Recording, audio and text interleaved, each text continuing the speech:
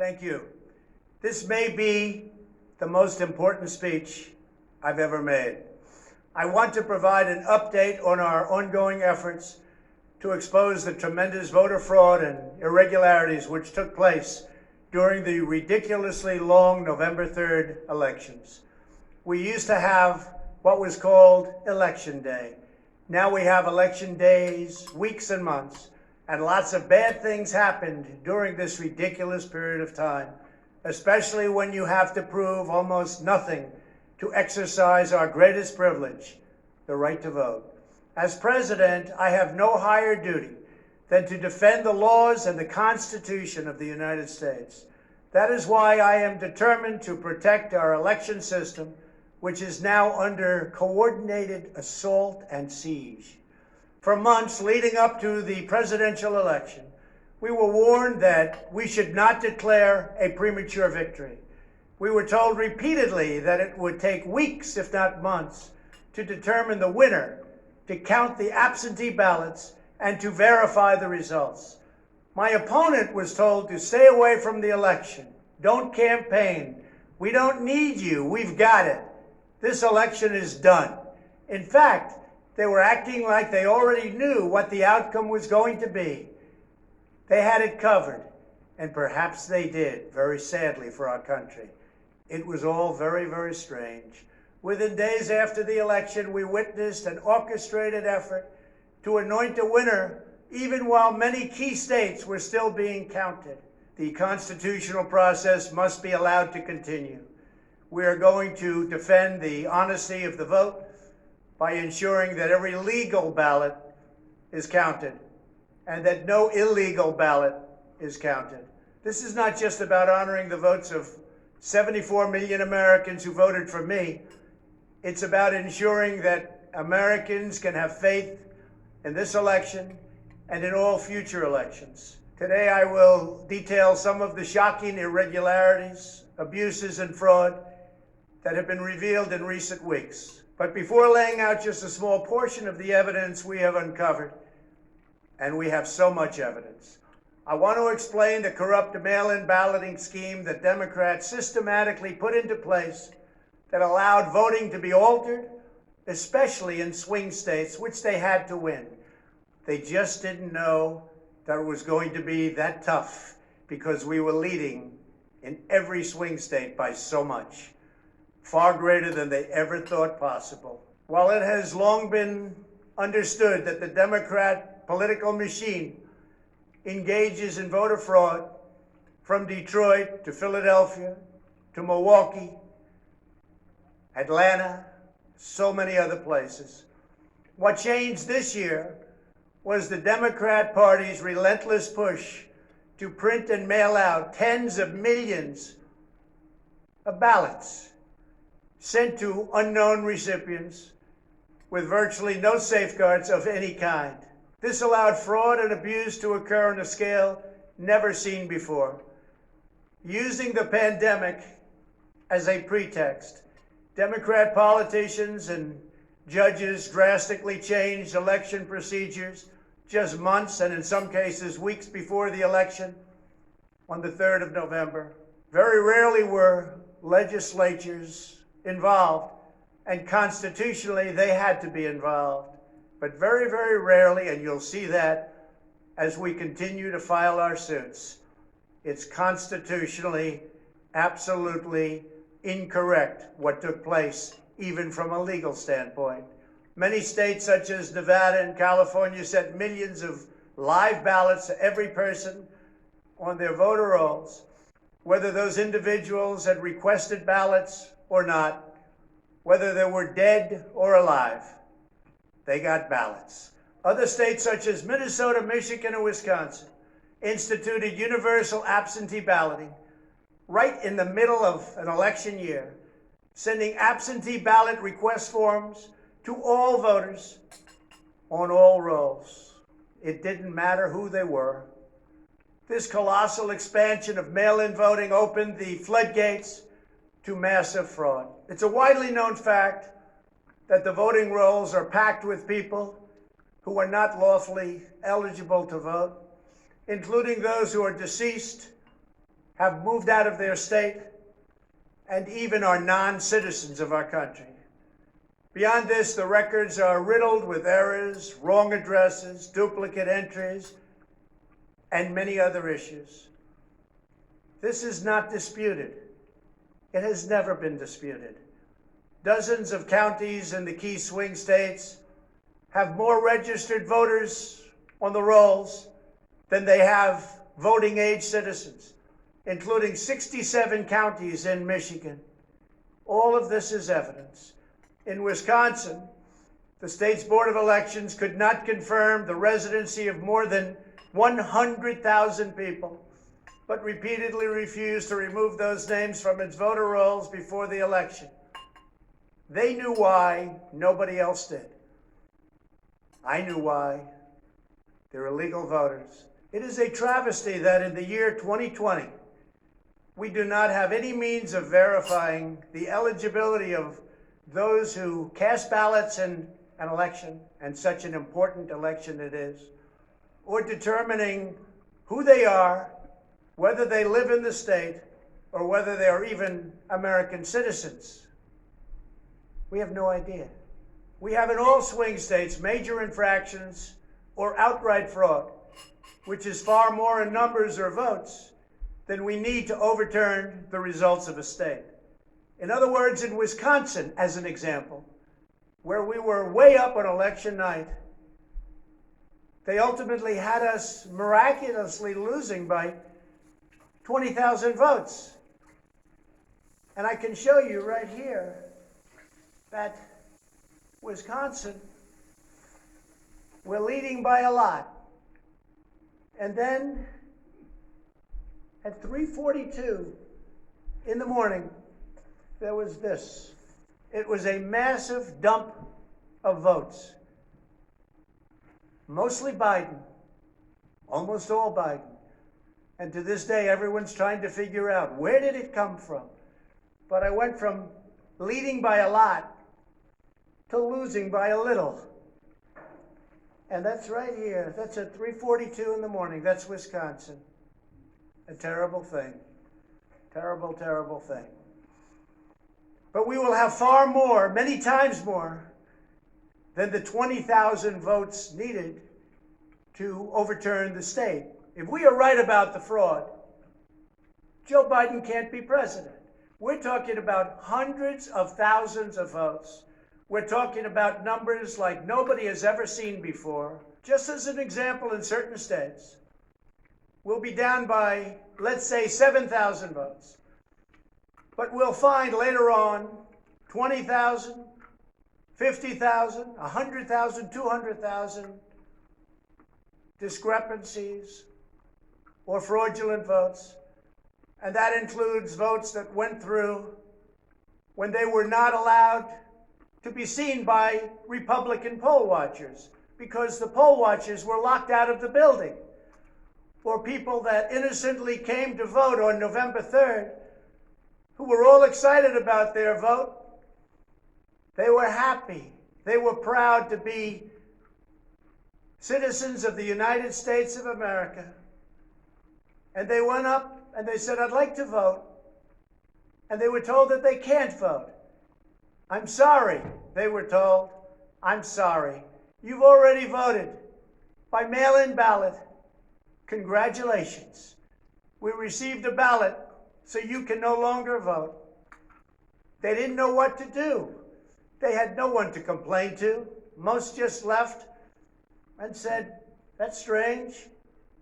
But many people complained and complained vehemently. And in a lot of cases, they filled out a provisional ballot, which was almost never used, but in virtually every case was a vote for Trump. In other words, they went in to vote, and they were told that they voted. And they didn't vote. And they left, and they felt horror. And they lost respect for our system. And this happened tens of thousands of times all over the country. That's how desperate the Democrats were. They would fill out ballots of people not even knowing if these people were going to show up. And when they did show up, they said, sorry, you've already voted. And on top of everything else, we have a company that's very suspect. Its name is Dominion. With the turn of a dial or the change of a chip, you can press a button for Trump and the vote goes to Biden. What kind of a system is this? We have to go to paper. Maybe it takes longer, but the only secure system is paper. Not these systems that nobody understands, including, in many cases, the people that run them, although unfortunately, I think they understand them far too well. In one Michigan county, as an example, that used Dominion systems, they found that nearly 6,000 votes had been wrongly switched from Trump to Biden. And this is just the tip of the iceberg. This is what we caught. How many didn't we catch? Are there hundreds of other examples throughout the country? Are there thousands? We just got lucky, and they called it a glitch. But we found numerous glitches that evening. 96% of the company's political donations went to Democrats, not surprisingly. And frankly, when you look at who's running the company, who's in charge, who owns it, which we don't know, where are the votes counted, which we think are counted in foreign countries, not in the United States, Dominion is a disaster. Election authorities in Texas have repeatedly blocked the deployment of Dominion systems due to concerns about security vulnerabilities and the potential for errors and outright fraud. Every district that uses Dominion systems must be carefully monitored and carefully investigated, but not only for the future. Right now, we're worried about the present and what went on with an election that we won without question. Under my lead, the Republicans won almost every state house in the United States, which they weren't expected to do. We won up to 16 seats in the House. The numbers are still being tabulated because there are 9 seats that nobody really knows. They don't know. They're still, 2 weeks later, still under consideration because it's a mess. Republicans were supposed to lose many seats, and instead they won those seats in the House. And a very important election that's coming up will determine whether or not we hold the Senate. David Perdue and Kelly Loeffler are 2 tremendous people. Unfortunately, in Georgia, they're using the same horrible Dominion system. And it's already been out that hundreds of thousands, think of it, hundreds of thousands of absentee ballots have been requested. You check it out, who's requesting those ballots. The difference is, it's one state and we will have our eyes on it like nobody's ever watched anything before, because we have to win those 2 Senate seats. The tremendous success we had in the House of Representatives and the tremendous success we've had so far in the Senate, unexpected success all over the country and right here in Washington. It is statistically impossible that the person, me, that led the charge lost. The greatest pollsters, the real pollsters, not the ones that had us down 17 points in Wisconsin when we actually won, or the ones that had us down 4 or 5 points in Florida and we won by many points, or had us even and down in Texas and we won by a lot. Not those pollsters, but real pollsters. Pollsters that are fair and honest said, we can't understand a thing like this. It's never happened before. You led the country to victory, and you were the only one that was lost. It's not possible. The Speaker of the House of a certain state said, sir, I expected to lose my seat. And instead, because of you, and because of that incredible charge and all of those rallies, We had a tremendous victory, and everybody knows it. You were much more popular than me, sir, except I got many more votes than you did. And it's impossible that that happened. There is something wrong. I'll tell you what's wrong. Voter fraud. Here's an example. This is Michigan. At 6:31 in the morning, a vote dump of 149,772 votes came in unexpectedly. We were winning by a lot. That batch was received in horror. Nobody knows anything about it. By the way, there's your line. This is one of many. Here's what is normal. And all of a sudden, look at that. This is normal, normal. Look, even here, normal. And then boom, all of a sudden, I go from winning by a lot to losing a tight race. It's corrupt. Detroit is corrupt. I have a lot of friends in Detroit. They know it. But Detroit is totally corrupt. Look at this. Look at this. That's at 6:31 in the morning. Unexpectedly came in. In the recent recount in Georgia, which means nothing because they don't want to check signatures. And if you're not going to check signatures in Georgia, it doesn't work. But we have a Secretary of State and a governor who made it very difficult to check signatures. Why? You'll have to ask them. But without a signature match or check, it doesn't matter. They found thousands and thousands of votes that were out of whack, all against me. This was during a recount that I didn't even think mattered. They found many thousands of votes, and that recount didn't matter. The one that matters is the one that's going on now. That because of the fact it's so close, they had to, by law, give another recount. But the recount has to be a recount where they check the signatures. Otherwise, they're just checking the same dishonest thing. It won't matter. In this case, the signatures on envelopes are the only thing that is relevant. We will compare the signature on the envelope to the signatures from past elections, and we will find that many thousands of people signed these ballots illegally. The Democrats had this election rigged right from the beginning. They used the pandemic, sometimes referred to as the China virus, where it originated, as an excuse to mail out tens of millions of ballots, which ultimately led to a big part of the fraud, a fraud that the whole world is watching.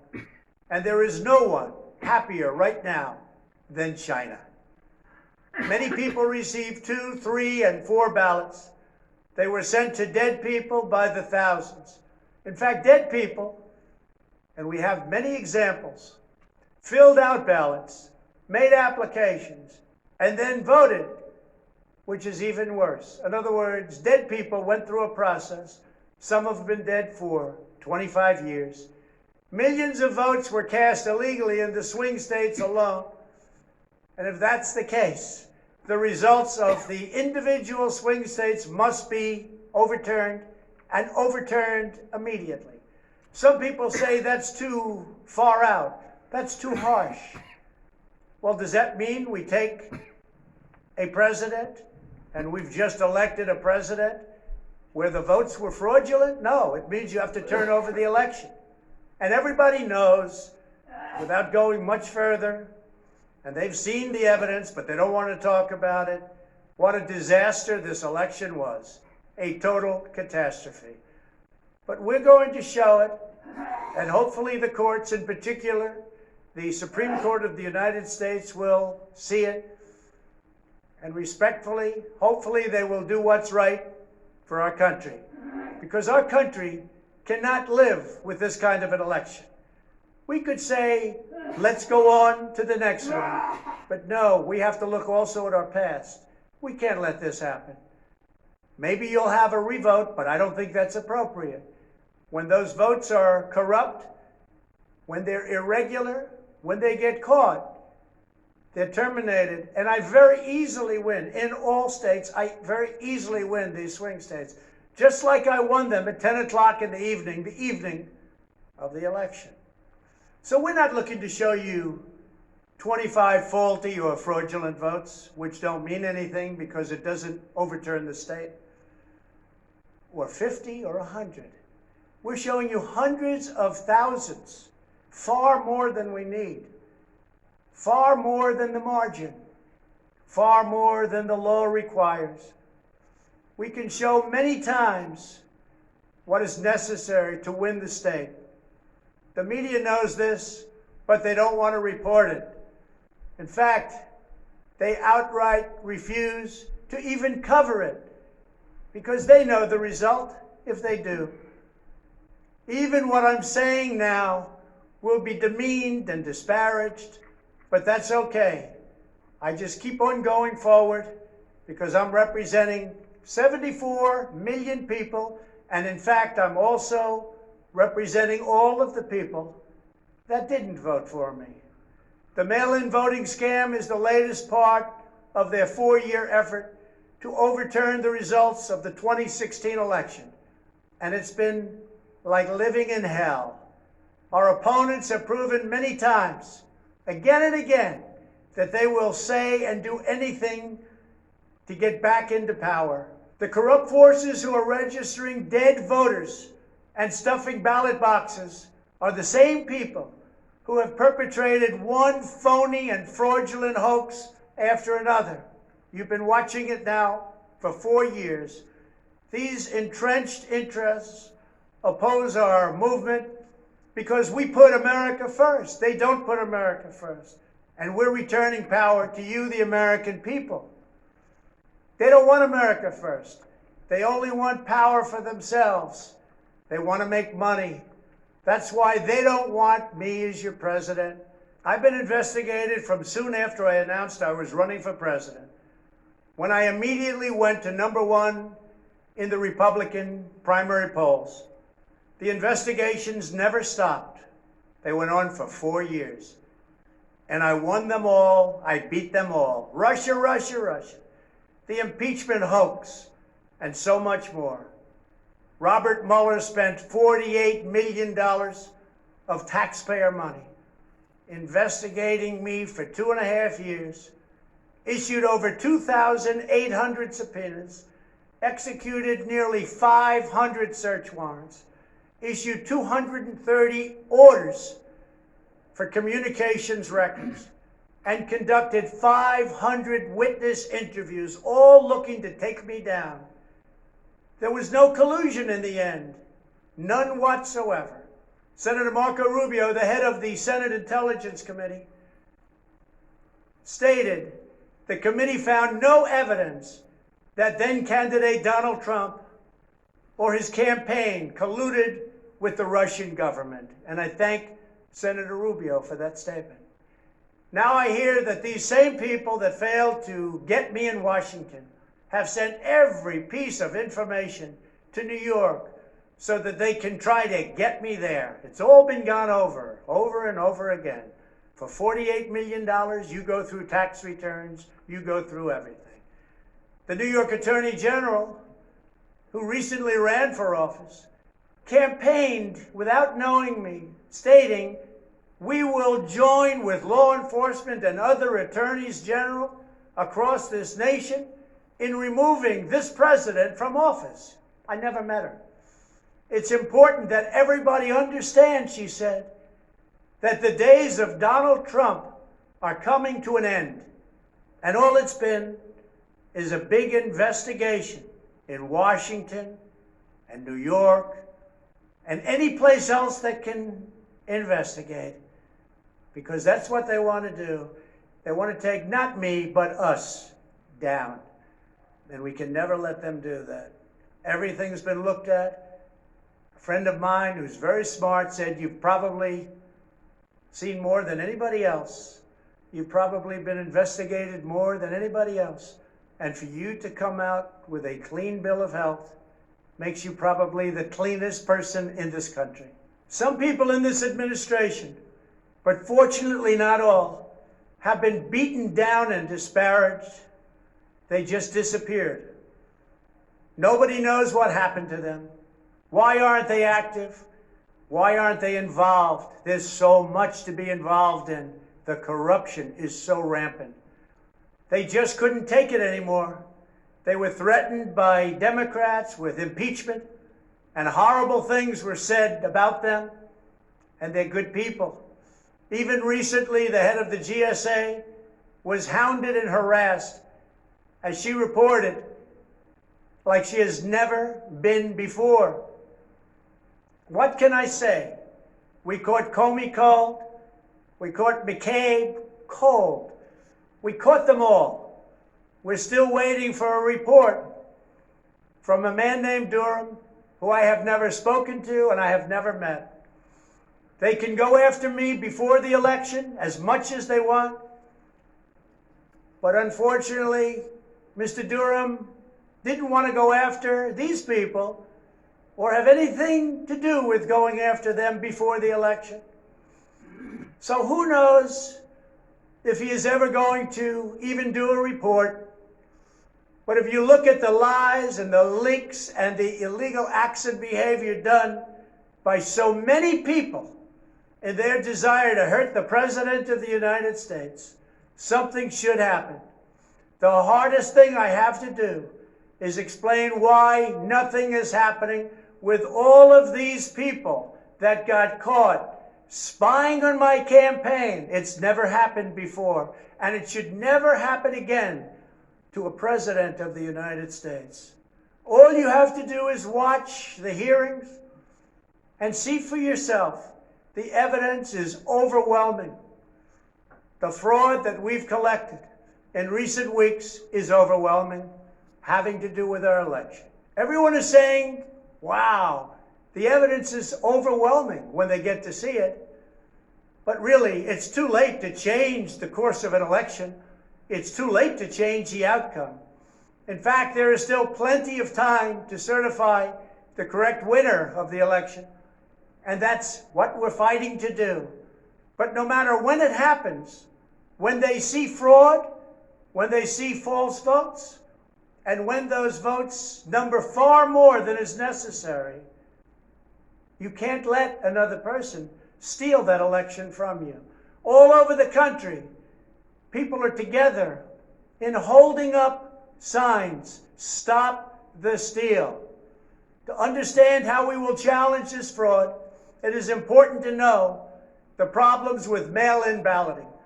Pennsylvania, Michigan, Nevada, Georgia, Arizona, and most other states allowed anyone to get an absentee ballot and cast their vote without showing any ID. The voting took place entirely on the honor system. No identification of any kind was required.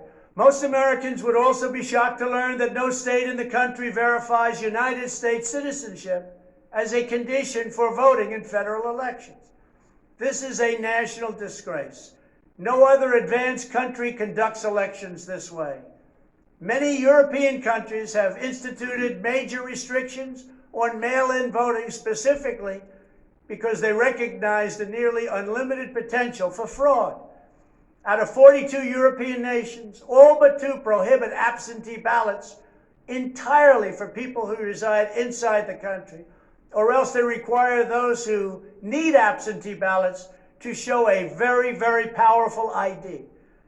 Throughout the Democrat effort to dramatically expand mail-in voting, the Democrat Party leaders were also feverishly working to block measures designed to protect against fraud, such as signature verification, residency verification, or voter ID, and citizenship confirmation was almost unthought of that we should ask for it. Can you believe this? These are not the actions of people who want fair elections. These are the actions of people who want to steal elections, who are willing to create fraud. The only conceivable reason why you would block common sense measures to verify legal eligibility for voting is you are trying to encourage, enable, solicit, or carry out fraud. It is important for Americans to understand that these destructive changes to our election laws were not a necessary response to the pandemic. The pandemic simply gave the Democrats an excuse to do what they have been trying to do for many, many years. In fact, the very first bill that House Democrats introduced when Nancy Pelosi became Speaker was an attempt to mandate universal mail-in voting and eliminate measures such as voter ID, which is so necessary. Dramatically eroding the integrity of our elections was the Democrats' #1 priority for a simple reason. They wanted to steal the 2020 presidential election. All of the Democrat efforts to expand mail-in balloting laid the groundwork for the systematic and pervasive fraud that occurred in this election. In Pennsylvania, large amounts of mail-in and absentee ballots were processed illegally and in secret in Philadelphia and Allegheny counties without our observers present. They were not allowed to be present. In fact, they weren't even allowed in the same room. They were thrown out of the building, and they looked from outside in, but they had no way of even seeing because there were no windows, and the windows that were there were boarded up. Democrats even went to the Pennsylvania Supreme Court to block observers from receiving access. There is only one possible reason that the corrupt Democrat political machine would oppose transparency during the vote counting. It's because they know they are hiding illegal activity. It's very simple. This is an egregious, inexcusable, and irreversible harm that stains the entire election. Yet this unprecedented practice of excluding our observers, our vote watchers, as some people call them, occurred in Democrat-run cities and key states all across the nation. Here are just some of the additional facts that we've uncovered. Many voters all across Pennsylvania received 2 ballots in the mail, and many others received mail-in ballots for which they never applied. So many got ballots, they didn't even know what they were for. And again, so many received more than 1 ballot, in some cases more than 2 ballots. And they happened to be, for the most part, Democrats. In Fayette